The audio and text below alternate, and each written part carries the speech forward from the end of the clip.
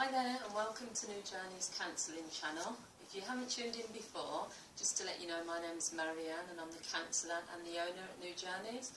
We provide counselling to children, adults, couples and teenagers, and I'll be doing a video kind of giving a bit more information about the service. But today, because I've got a client shortly, I just wanted to give you some information about something that I've been listening to all day and something that I'm going to be using with my client shortly.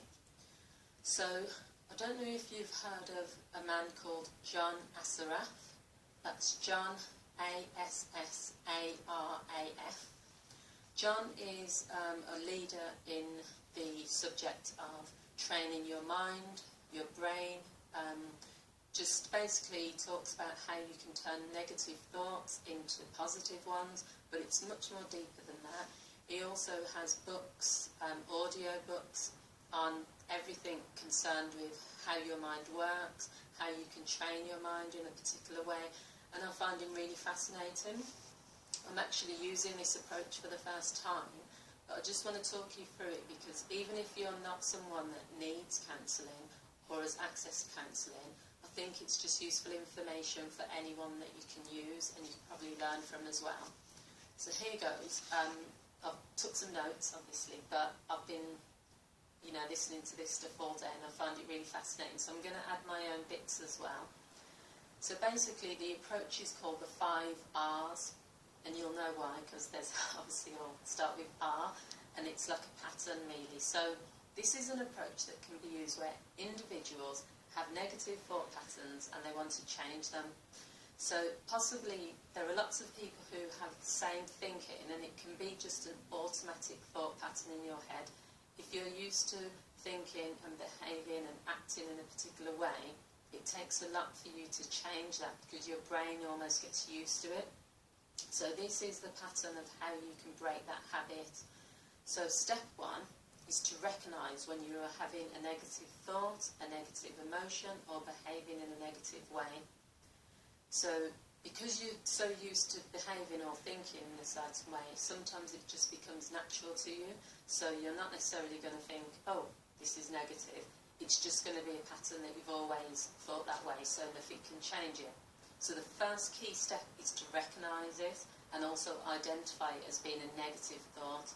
So if we take an example of someone who is going into business or thinking about it, if you then have a negative thought like, why should I go into business, it's never going to work for me, I'm going to fail at this, I'm not good enough at this, the first key step has to be to recognise that those are negative thoughts that you're having. And this leads on then to step 2, which is not to react but to respond. So when you're having those negative thoughts and you recognise that's what it is, the habitual thing to do would be to just continue along that path. Oh, I might as well give up, I might as well quit. Nothing's going to work for me, and then, go further down to that. Whereas if you don't react in that way, but you respond to the negative thought, and what you do is you then respond to it. First, you tell yourself that you're aware that this is just a negative emotion, a negative thought. It's something that my mind is automatically doing.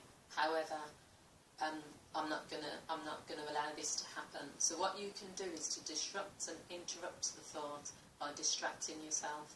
So what John Asura says is that if you get up, move around, go for a walk, do anything, you're kind of distracting yourself away from that thought so that it can't continue to fester in your mind. So I think that's a really good tip, really.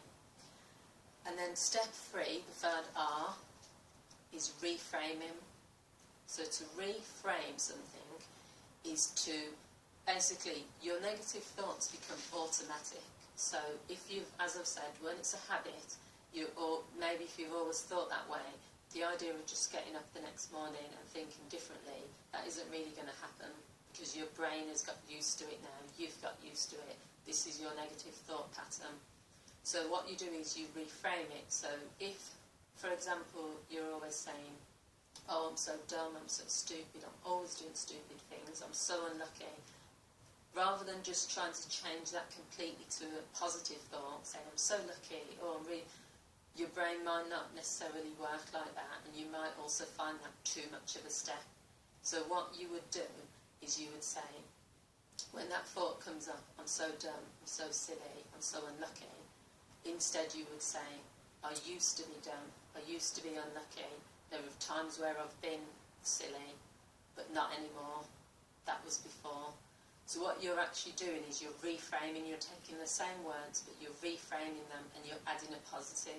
Now by just saying, I used to be, or previously, or that was the old me, you're actually giving yourself a positive spin on it, and before long you'll then, whenever a negative thought pops up, you just reframe it automatically. So instead of saying, oh, I'm so silly, you'll say, I used to be silly at times, but now I'm not anymore. I'm no longer going to do or say silly things. I'm no longer going to do or think silly negative thoughts. So you're kind of being strong, you're sort of changing your mind, you're helping your mind to make that shift. So step 4 is release. So this is quite a simple, straightforward one. And all you do is when that thought comes into your head, you just say, next.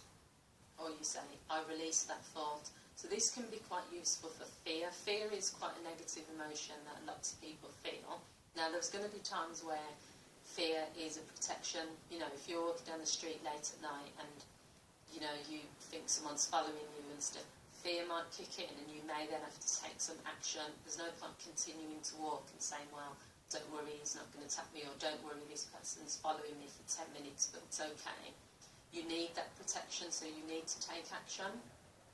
But if fear comes into your head and you know deep down that there's nothing really to fear, or it's just this negative thought that you've continuously had for a while, all you say is, I release this negative thought, I release these feelings of fear, next.